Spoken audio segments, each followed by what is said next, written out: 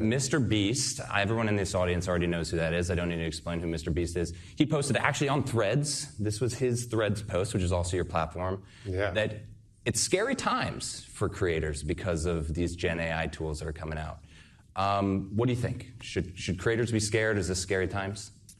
I think things are changing really quickly, and I think that means that a lot of us, whether you're using a platform like Jimmy is, or you're building a platform like we do on our team, are having to think about how we need to evolve how we do what we do. The jobs are changing, and so I don't think that technology from the creator side is going to replace creativity. I think it's going to change who can be creative. I think it's going to change how people tell their stories. But at the end of the day, I think that people have, creators and creatives, they have their taste, they have their processes, they have their judgments, they have their cultural commentary. And they're going to use those in different ways than before, because to produce a video isn't going to require what Jimmy has historically done with Mr. Beast and these huge sets and these amazing, elaborate production teams. It's going to be something that anybody can do with access to the right model. Right. So on the one hand, it will make certain things easier.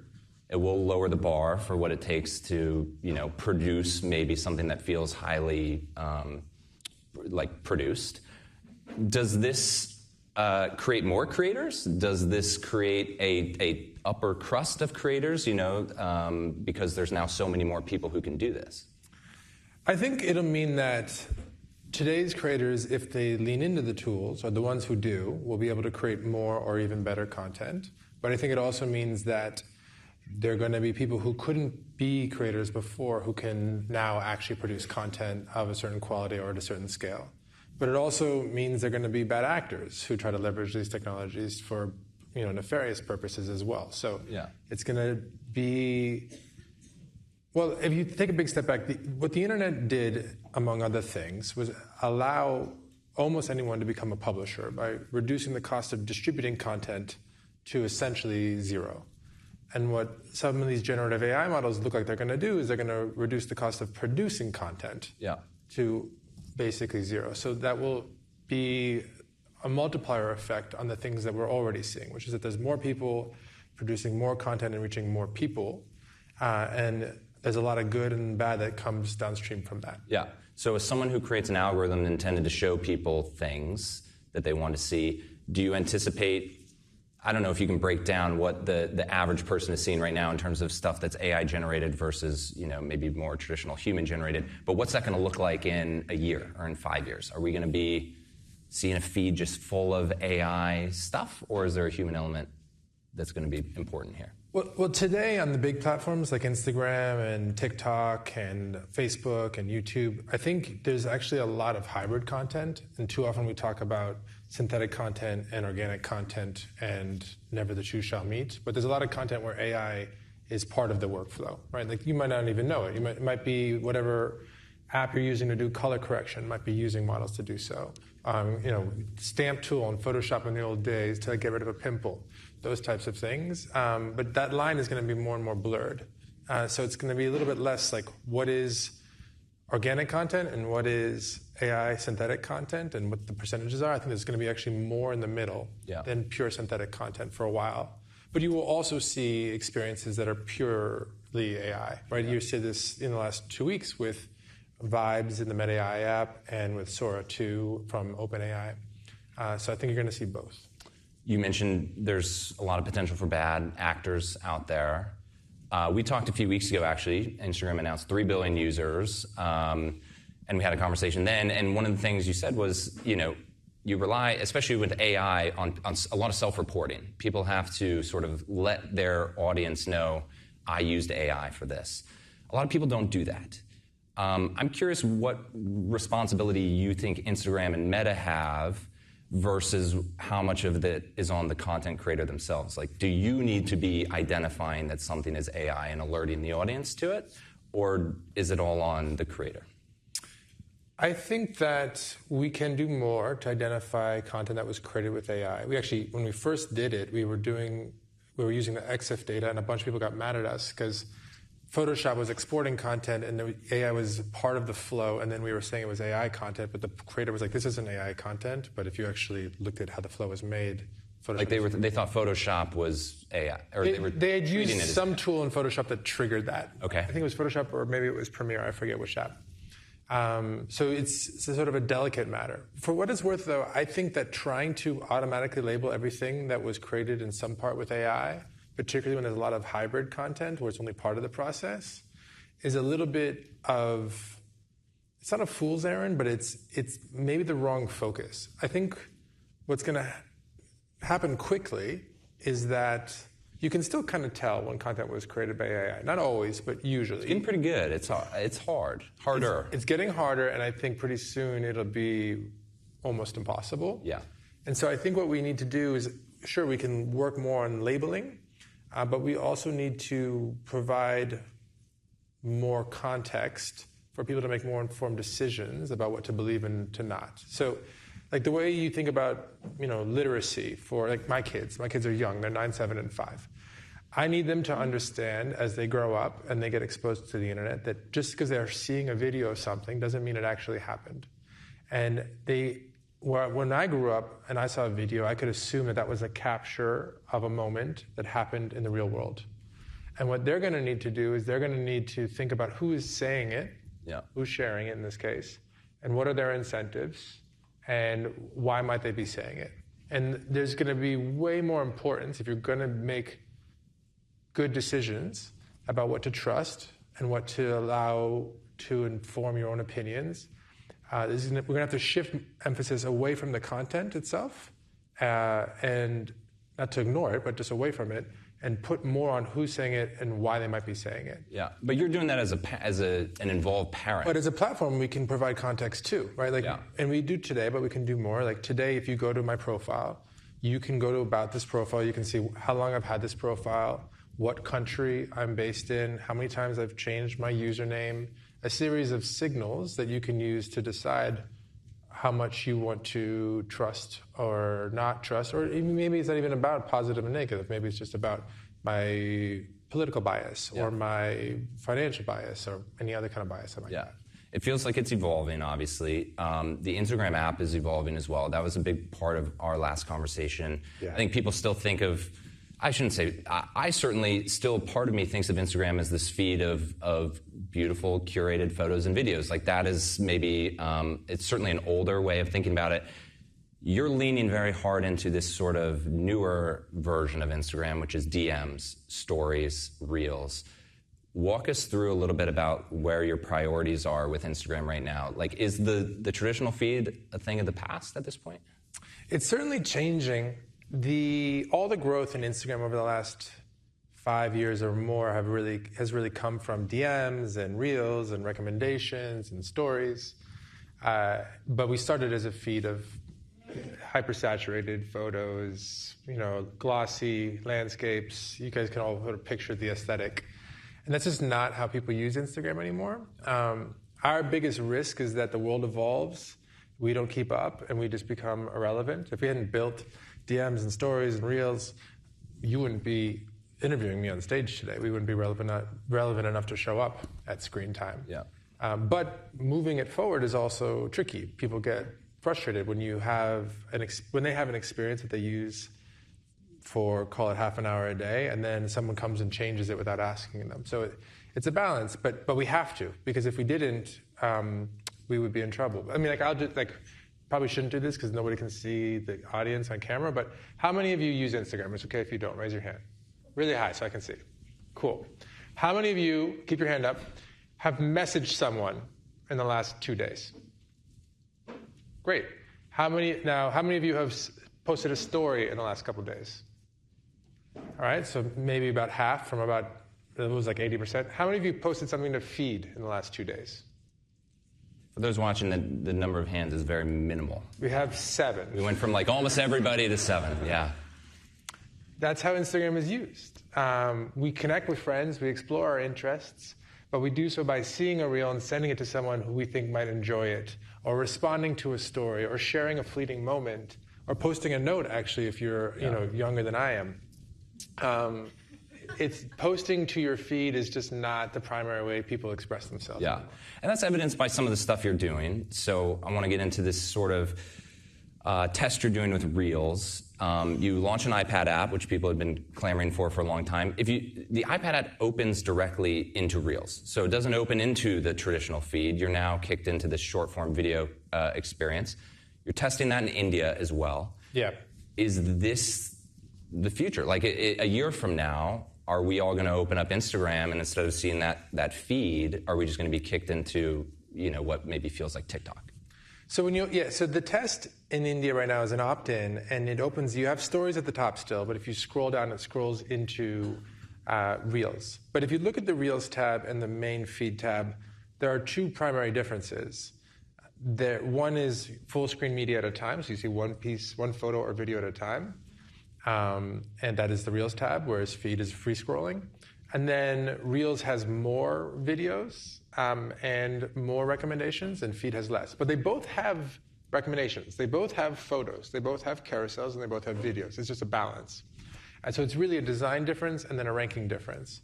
I think just swapping them doesn't really make sense, but I think that if a more immersive media is really driving all our growth, if we can figure out a way to transition the app to that being the experience that you swipe into, then that would probably be a good thing if we can make it happen. The question is, can we make it happen responsibly without pissing everybody off, without really hurting the business because the monetization efficiency of video is lower. By finding the right balance, it's probably not ranked exactly as one is or the other is today. But that is definitely something I want to explore. Yeah. I mean, from the outside, it's hard not to look at that and think TikTok. TikTok is driving this change for you. How much do you think about TikTok it's obviously a major competitor, but I'm wondering how much something like this is driven maybe by what you're seeing from competition. I'm curious about this data. What is this data? Adults 18 to 34 average audience by hour. I don't know what that means. Cool. Definitely think about TikTok. Definitely think about YouTube. Definitely think about Snapchat. The immersive viewer predates TikTok, right? I think Kakao Stories pioneered the Stories format, which was an immersive viewer in Korea. It was popularized by Snapchat worldwide, so they should get a lot of credit for that. TikTok was applying that immersive viewer, that native-first experience to short-form video, and they should get a lot of credit for that. And now, obviously, you've got YouTube Shorts, Instagram Reels, Facebook Reels, and the rest of it. We think a lot about TikTok because they are really good at what they do. They are better than, I think, the rest of the industry at this point at a couple things, at breaking new talent, Isn't like identifying up-and-coming creators? Is that what you mean? Yeah, so the way it works is when you're ranking content and you want to drive engagement, it's easier to drive engagement by showing content that lots of people like than to try and discover content that you might love that you didn't even know about yet that might be from a really small name or a small creator. And that's called exploration-based ranking, when you try to literally almost test out things to see if they have legs, if there's an audience for them. They are really good at exploration-based ranking. We're closing that gap, but we're not all the way there yet. YouTube isn't actually great at that.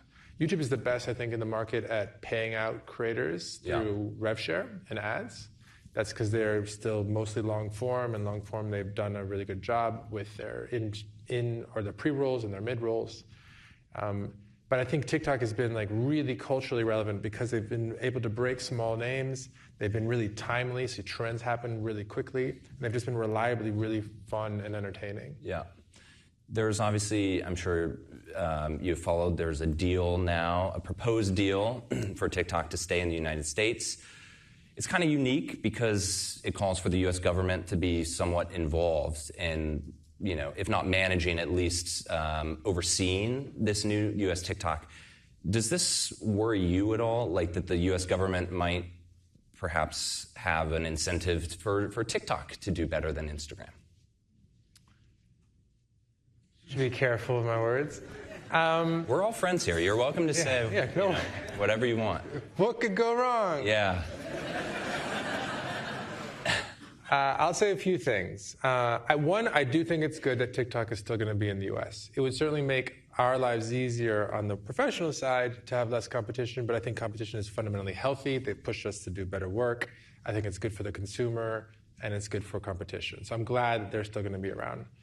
On the specifics of the deal, it just seems all very hard to parse. Yeah. It looks like more or less there's a bit of an ownership and a rev share change, but not an actual real change in how it's built. And in, because ByteDance and TikTok share code. Historically, most of the strongest ranking work has come out of China. I don't see anything that suggests that any of how it's actually built is going to meaningfully change. Okay. It just seems like an ownership stake and a rev share that's split between obviously ByteDance and the new owners here. But it's the same app, the same ranking system, the same creators, you're following the same people, it all sort of seamless. So it seems a little bit hard I'm not sure what to make of that. It doesn't seem like it's a major change. In terms of incentives, we always want to be considered. We always want to consider all the incentives of the most relevant parties involved. But I just want to stay focused on how do we make sure Instagram does a great job. Where they're better than us, how do we catch up? Where we think we've got a competitive advantage, how do we double down? And how do we keep moving forward and trying to make Instagram as valuable as possible for people? And then try not to get too sucked into the noise of the drama of the week. Who may be supporting your direct competitors, all that stuff. We think about it, but we try to focus on what we can control and spend less time on what we cannot. We only have a few more minutes. It always flies by. It really does. There was a report that you guys are building a TV app. Are you building a TV app? Let's make some news. This is it. We're exploring TV. TV is an increasingly important surface. It's been very important for YouTube. Neil's talked about that publicly, the CEO there. It's been very important for TikTok. So we'd like to figure out how to make sure that we have we show up in a compelling way on all the relevant devices. So we're definitely exploring it, but nothing to announce today, unfortunately. Why now, though? Why explore it now versus a few years ago? It's because, as you point out... I wish we had explored it a few years ago. Okay, why didn't you? We've been busy. It seems like every year is a little bit more intense and a little bit more wild. I see that as a mistake, though, on my part, so I'll take ownership for that. We've been focusing a lot on ranking. We've been focusing a lot on evolving the experience forward. We've been focusing a lot on safety and parents. We've been focusing a lot on just compliance. Like I said, the biggest risk that we face is that the world changes too quickly. Not too quickly. It's going to change quickly, and we don't change quickly enough to adapt. And if behavior in the consumption of these platforms is moving to TV, then we need to move to TV too as a form factor. And if we're late, that's on us. Right now, it's on me. It's on you. Right now, these videos. With your deep voice, that sounded heavy. It came off a little more dramatic than I intended. When I'm on Instagram looking at video, it's almost all vertical video. When I look at a TV, it's not. Through this exploration, have you thought about whether the stuff that's on Instagram today works on TV, or do you need to go out and, basically source new video that fits a TV screen? I think the vertical content can work on TV because I think we can also show. We can show social context. We can show you the comments. We can show who else is watching. There's a bunch of things we can do with that space. We do still have horizontal content. We might need to lean into that too. But I'd rather first figure out how we can embrace the content ecosystem that already exists and the creatives that already exist on the platform. And if we have to expand, if it turns out we have to expand, then we'll certainly consider that then. I was going to say, is there a world in which you go and, license more kickback content? I don't like licensing content if I can avoid it. We pay for lots of licensing in general. For people who are going to share stuff on our platform whether or not we want them to, music licenses, et cetera. We're always going to try to make sure we pay people for the rights, when we need to. But I'm not interested in trying to go get sports rights or exclusive entertainment rights because I'd much rather be the second screen. I'd much rather be where you talk about the game or the movie. I feel like connecting with your friends and short-form video can be really symbiotic. And short-form video and long-form video can be really symbiotic. But long-form video and connecting with your friends is really difficult to do in one place. If you're just watching a basketball game or a movie or an hour-long show, it's a lot of time that you're not actually talking to a friend, a lot of things you're not sending to friends or seeing that you might send to friends, et cetera. So I'd rather focus on user-generated content, creators, AI, and less on premium, long-form, licensed content. We've hit all the zeros. Very last, so that I don't get in trouble. What's your one tip? If you're a creator trying to hit it big on Instagram today, what's the one piece of advice you would give? And again, short, so that I don't get, Yeah, you don't get in too much trouble. Walked out. Yeah. Now I can just filibuster and get Yeah, exactly. Get me back. I think it's really important to be intentional, specifically to articulate what you're trying to accomplish by using a platform like Instagram. So you might be trying to sell a product or raise awareness for a cause or build up demand for a brand. Just write down what you're trying to accomplish, and then also to be very clear about what is going to actually resonate with an audience, what's going to work on the platform. And you need to find a content strategy that is at the overlap of those two things. Because reach is great, but reach is a means to an end. So if you find content that is engaging, but it's not actually helping you move towards your goals, it's useless. And if you find content that is going to help you with your goals, but no one sees it, it's not going to be effective. It is much harder to find a content strategy that does both, but that's the job, that's the work. And that's going to require persistence, intentionality, and experimentation. But I really preach the overlap.